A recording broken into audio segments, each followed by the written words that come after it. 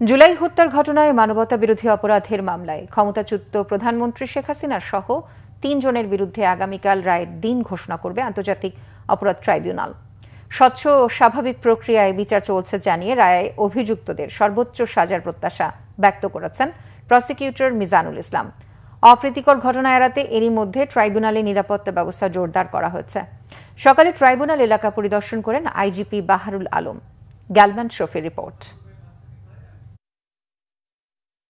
জুলাই আগস্টের অভ্যুত্থানে হত্যা, গণহত্যা সহ মানবতা বিরোধী অপরাধের অভিযোগে সাবেক প্রধানমন্ত্রী শেখ হাসিনা, সাবেক স্বরাষ্ট্রমন্ত্রী আসাদুজ্জামান খান কামাল ও সাবেক আইজিপি আবদুল্লাহ আল মামুনের বিরুদ্ধে করা এই মামলার বিচার প্রক্রিয়া শেষে বিচারপতি গোলাম মর্তুজা মজুমদারের নেতৃত্বাধীন ট্রাইব্যুনাল ১ রায়ের তারিখ ঘোষণার জন্য ১৩ নভেম্বর দিন ধার্য করেন। রায়ের দিন ধার্যকে কেন্দ্র করে আন্তর্জাতিক অপরাধ ট্রাইব্যুনালের নিরাপত্তা জোরদার করা হয়েছে। বুধবার সকালে ট্রাইব্যুনাল ও আশপাশের নিরাপত্তা ব্যবস্থা ঘুরে দেখেন পুলিশের মহাপরিদর্শক।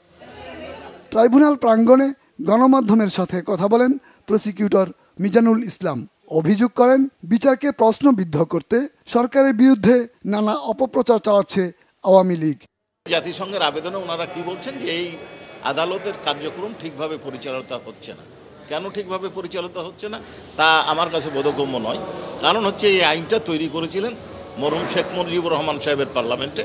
তো তাদের তৈরি করা আইন এবং অনুপস্থিতিতে কিভাবে বিচার চলবে সেই প্রক্রিয়াটা তারাই তৈরি করেছেন। তো সেইখানে সেই প্রক্রিয়া অনুসরণ করে বিচার কার্যক্রম পরিচালিত হচ্ছে। এখন এই ক্ষেত্রে অনিয়ম কি হচ্ছে সেটা যদি ধরাতে হয় তাহলে আসামিকে উপস্থিত হতে হবে। উপস্থিত হয়ে আবেদন করে বলতে হবে যে এইখানে এই অনিয়ম হচ্ছে, এখানে এই অনিয়ম হচ্ছে, এখানে অনিয়ম। পলাতক আসামি পক্ষে অন্য কোনো ব্যক্তি কোনো কথা বলার সুযোগ নাই, শুধুমাত্র স্টেট ডিফেন্স লয়ার ছাড়া। কারো নিয়ন্ত্রণাধীন হয়ে নয়, ট্রাইব্যুনাল স্বাধীনভাবে কাজ করছে জানিয়ে রায়ে ন্যায় বিচারের প্রত্যাশা ব্যক্ত করেন এই প্রসিকিউটর। ট্রাইব্যুনাল আইন দ্বারা নিয়ন্ত্রিত, সংবিধান দ্বারা গ্যারান্টি দেওয়া হয়েছে।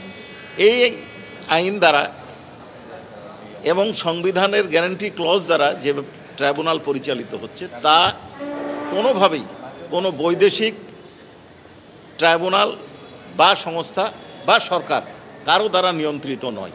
বিচারের ক্ষেত্রে বিচারকগণ স্বাধীন, স্বচ্ছ এবং স্বাভাবিক প্রক্রিয়ায় বিচার অনুষ্ঠিত হচ্ছে।